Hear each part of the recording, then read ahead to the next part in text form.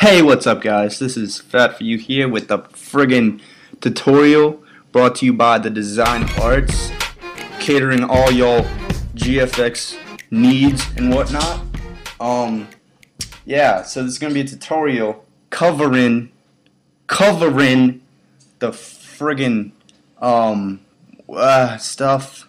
No, shut up. This will be covering how to take one image and put it inside another, but blending the contrast and color and brightness, all that good stuff.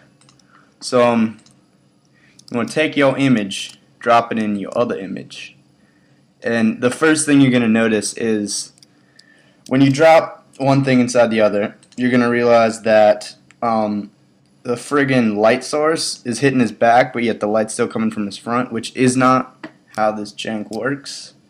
So you're going to want to go up to Edit, make sure you have the layer that you're putting in here selected, Transform, friggin' flip horizontally. So now this is kind of a better shot at it. You want to drop him just chilling right on this building here. And now you can see kind of right away that the background feels washed out because this has such high contrast and such vivid colors. So what you're going to want to do is either choose to go with a standard kind of thing and make him seem less saturated, or you can kind of not really saturate but just make all the colors in the background pop to try to match his colors, which is the way that we're going to be doing it today. So first thing probably going to do is go to the background image adjustments, brightness and color.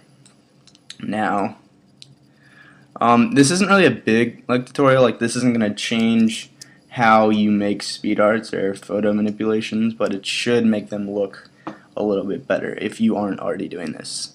So there's no real way to match this. What you can kind of try to do is look for a color that's in the image. You see, this image is basically one color, but for an image that was more difficult, you'd have to look in the background for more colors. But like this color right here is kind of matching, or this one is more.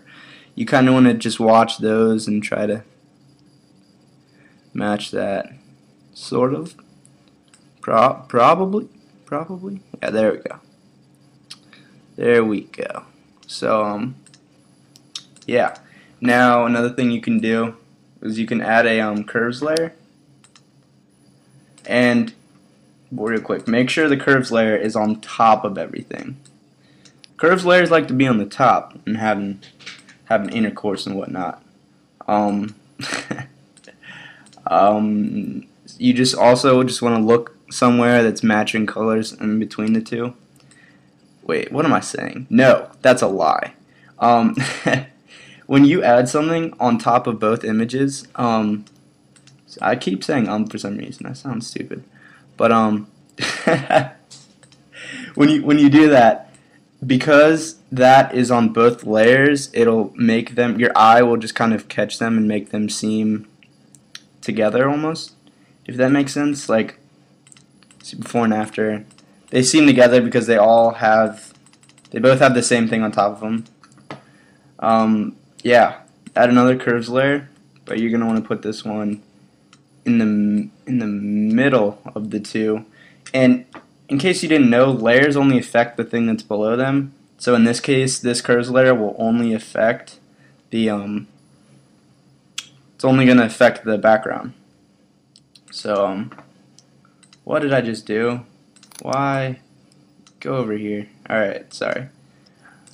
So again, just kind of want to try to match it. And since the character is only really yellow, you only really want to mess with the blue and yellow. Yeah, and another thing in case you didn't know, curves maps, like red is only going to affect the red colors and the green colors in the map. That's green. I'm gonna call that green.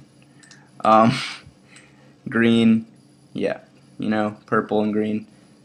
and this one is blue and yellow, which is what we'll be dealing with today.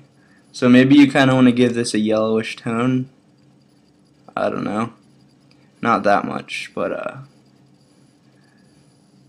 about there should do it.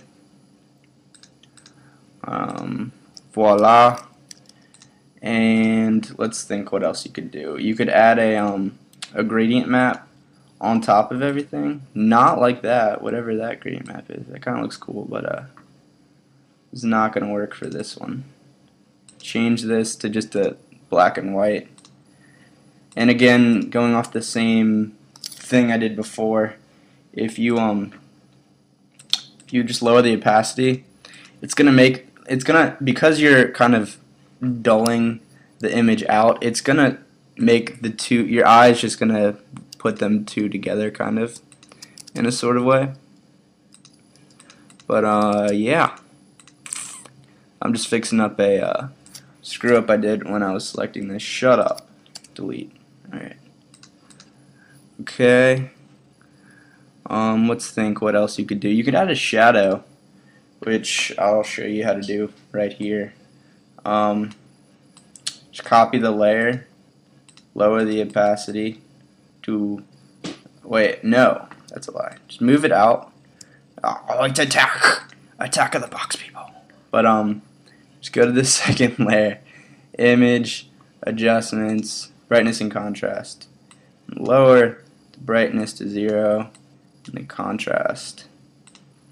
Okay. You can also, you know what I'm going to do? Just hue and saturation and just knock that to 0. So now you have a, not to be racist, but it's black. And then Control T to rotate it. And you're going to want to get it, trying to kind of match that shit up like that. Hit OK and lower the opacity a lot. So there's a shadow looking pretty thick up in here. I think that's about it. Please like this video if you liked it. If it helped you out, please post any comments, trouble you're having. I'm sure the team or I will hook you up, trying to help you. Yeah, thanks for watching. Go subscribe to this channel and the other channel. Peace out, homie.